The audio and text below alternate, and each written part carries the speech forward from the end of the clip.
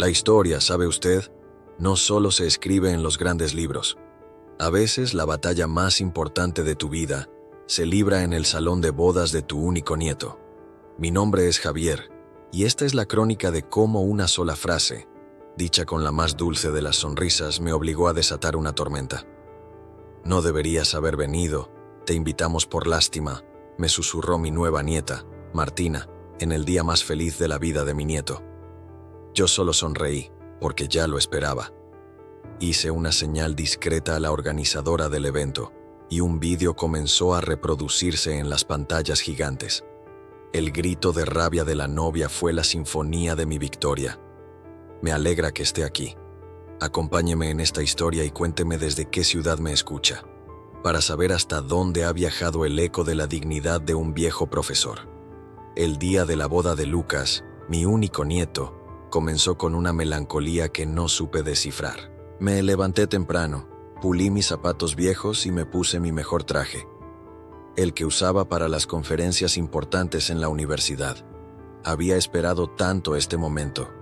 Lucas, a quien crié solo después de que mi hija nos dejara demasiado pronto, se casaba con Martina. Siempre tuve mis reservas sobre ella. Había algo en su perfección, en su amabilidad calculada, que nunca me transmitió confianza. Pero Lucas la amaba, y yo había aprendido a guardar mis análisis históricos para mis libros. La ceremonia fue en una finca de lujo. No pude evitar pensar que la mitad de ese esplendor lo había pagado yo con una parte considerable de mis ahorros de jubilación, un regalo anónimo para que mi nieto no sintiera el peso. Martina lucía como un ángel en un vestido que costaba más que mi coche. Sus padres, una familia de dinero nuevo, me saludaron con esa cortesía condescendiente que se reserva para el pariente pobre. Yo era solo Javier, el profesor de historia jubilado que había criado a un niño con más amor que lujos. Durante la ceremonia, noté las miradas. Me habían sentado en la tercera fila. Solo familia directa. Había insistido Martina, borrándome de un plumazo de esa categoría. Tras el sí quiero, mientras todos se dirigían a la recepción, Martina se acercó a mí.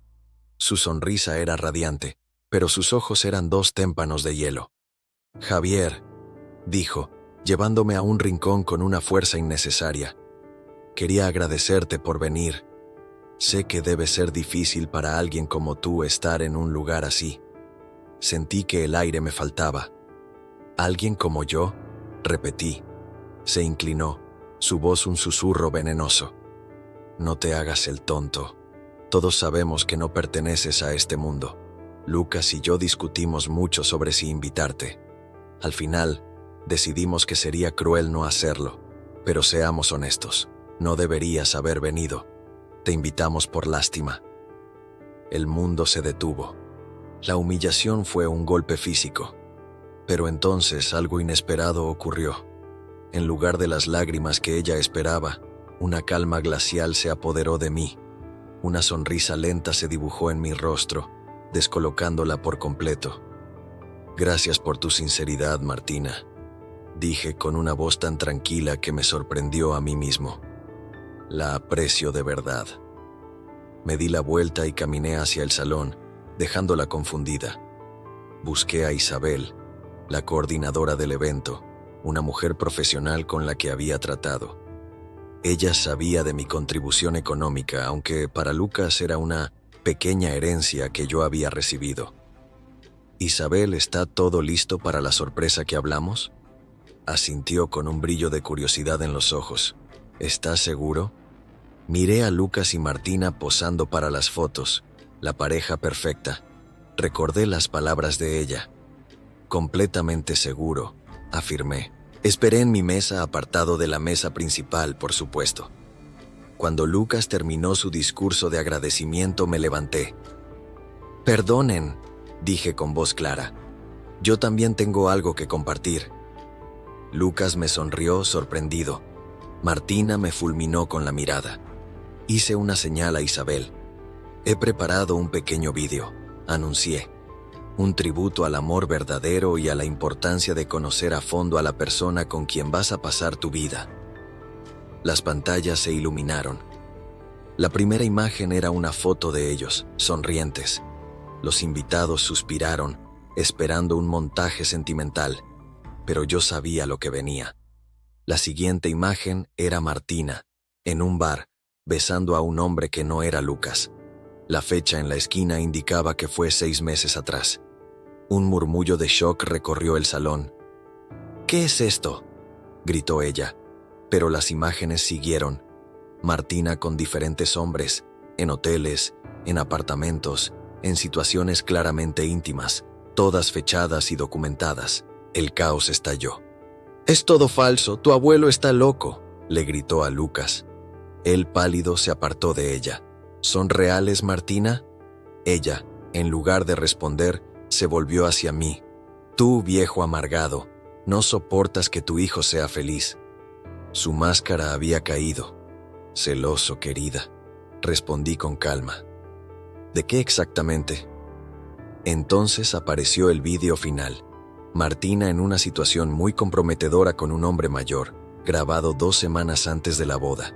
Lucas emitió un gemido de puro dolor. «¡Basta!», gritó el padre de Martina. «Llamaré a la policía». «Por favor, hágalo», respondí. «Estoy seguro de que les encantará ver todas las pruebas que tengo». Marcus finalmente encontró su voz. «¿Cuánto tiempo, Martina?», susurró. Ella, al verse perdida, estalló. «No tengo que explicarte nada, y menos delante de esta bruja manipuladora que tienes por abuelo». El insulto fue la gota que colmó el vaso. Lucas se quitó lentamente el anillo de boda y lo dejó caer sobre la mesa. «La boda ha terminado», anunció con la voz rota. Los padres de Martina se la llevaron a rastras mientras ella gritaba amenazas. «Te voy a demandar, te voy a destruir». El salón quedó en silencio, con un novio destrozado en el centro. Lucas se acercó a mí. Su rostro era una mezcla de dolor y confusión. «Abuelo», dijo con voz ronca. «¿Cómo?». Había llegado el momento de enfrentar las consecuencias de mi propia estrategia. Una semana después de la boda que no fue, nos encontramos en un café. Lucas apenas me miraba. Se le veía demacrado, roto. «¿Cómo lo sabías?», fue lo primero que preguntó. «Contraté a alguien», respondí. «¿La mandaste a seguir?». «Sí». «¿Durante cuánto tiempo?». 6 meses. Cerró los ojos como si le doliera físicamente. «¿Tienes idea de lo que has hecho, abuelo? Me has humillado delante de todos. Me has convertido en el hazmerreír de la ciudad. Te salvé de casarte con una mujer que te estaba engañando. Pero esa era mi decisión, mi error. No tenías derecho a hacerlo así». Su rabia era comprensible. «¿Y sabes qué es lo peor?», continuó. «Que probablemente tenías razón, pero eso no justifica lo que hiciste». Me contó que Martina lo había buscado, llorando, suplicando, culpándome de todo. «Y por más enfadado que estoy contigo», admitió, «sé que tú nunca mentirías sobre algo así. Las fotos eran reales». Un pequeño alivio me recorrió, pero no había terminado. «Pero me traicionaste, abuelo, no confiando en mí lo suficiente como para decírmelo en privado». «¿Me habrías creído?», le pregunté. Desvió la mirada. «No lo sé», admitió. «Probablemente no».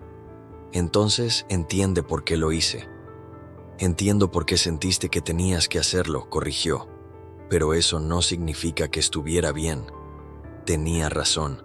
En mi afán por protegerlo también había traicionado su confianza. «Quiero saberlo todo», dijo finalmente. «¿Por qué empezaste a sospechar y por qué esperaste hasta el día de la boda?». Y así le conté la historia que había guardado durante meses. «Todo comenzó hace 8 meses», le expliqué. «La vi en un restaurante con un hombre mayor. Era evidente que no eran amigos. Decidí que necesitaba pruebas antes de hablar contigo, porque sabía que no me creerías. Contacté a un antiguo alumno mío, David, que ahora tiene una agencia de investigación. Le pagué con mis ahorros». Lucas me miró, horrorizado. «¿Usaste tus ahorros de jubilación?». «Era una inversión en tu felicidad», le dije. Los informes de David eran semanales y cada uno era peor que el anterior. Martina no tenía una doble vida, tenía varias. Con un galerista de arte casado, con un músico joven, una red de engaños. ¿Y por qué esperar hasta la boda, abuelo?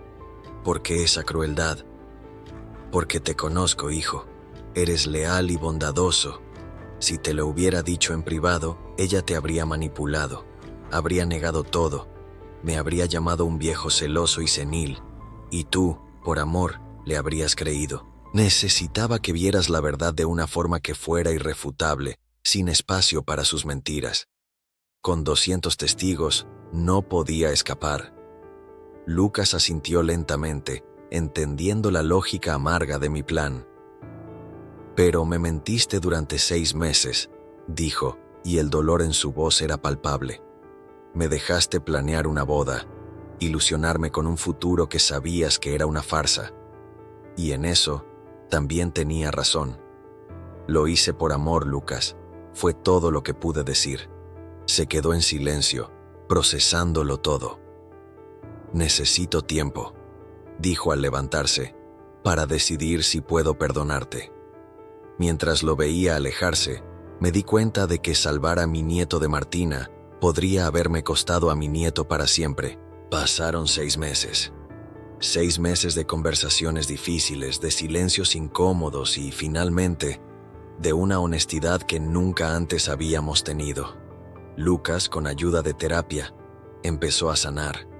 Estábamos cenando en mi casa, como antes. ¿Sabes?, dijo. Ahora me doy cuenta de que Martina me alejó de ti sistemáticamente, y yo se lo permití, porque creía que así eran las relaciones. Una mujer que te amara de verdad nunca te habría pedido que eligieras, le respondí. Me contó que se había encontrado con uno de los hombres de las fotos, quien le confirmó que todos en el círculo de Martina sabían de los demás. Me dijo que yo era el estable, el que iba a darle el estatus social. Se sorprendió de que yo no lo supiera. En ese momento entendió por qué había actuado como lo hice. Gracias, abuelo, me dijo, y en esa simple palabra había un mundo de perdón. Gracias por estar dispuesto a convertirte en el villano de mi historia para protegerme. Lamento que tuvieras que ser humillado públicamente, le respondí, pero no lamento haberte salvado de ella. Sonrió, la primera sonrisa genuina en mucho tiempo. Ahora sé lo que es el amor real, dijo. No el que manipula, sino el que está dispuesto a arriesgarlo todo. El tuyo. Habíamos sobrevivido a la tormenta. Nuestra relación, forjada en el fuego de la traición y la verdad, era ahora más fuerte que nunca. A veces, para proteger a quienes amamos, hay que tomar decisiones terribles.